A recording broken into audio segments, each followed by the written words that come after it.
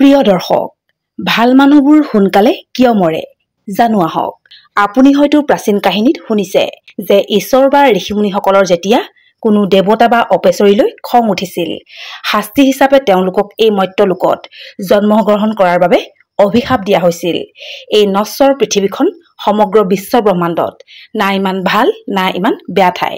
যেতিয়া আমাৰ এই পৃথিৱীত জন্ম হয়, তেতিয়া আমাক এই মৰ্ত্যজগতৰ ভ্ৰম আৰু প্ৰলোভনে আগুৰি ধৰে। আমি এই মৰ্ত্যজগতখন ভাল পাবলৈ আৰম্ভ কৰোঁ আৰু ইয়াত বাস কৰা মানুহৰ লগত আকৃষ্ট হৈ পৰোঁ। যদি কোনো আত্মাই নৰলোকত বহুত বেয়া কাম কৰিছে, বহুত মানুহক নিৰ্যাতন কৰিছে, তেতিয়া তেওঁৰ পৰৱৰ্তী জন্মত সেই সকলোৰে সৈতে হিচাপ নিকাচ কৰিবলৈ থাকে। সেইবাবে সেই আত্মাক দীৰ্ঘায়ুস দিয়া হয়।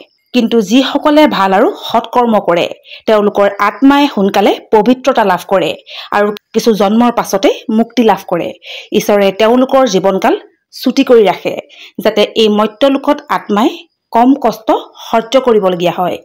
যদি ভিডিঅ'টো ভাল পালে লাইক কৰি দিব, শ্বেয়াৰ কৰি দিব, লগতে চেনেলটো ছাবস্ক্ৰাইব কৰি দিব। ধন্যবাদ।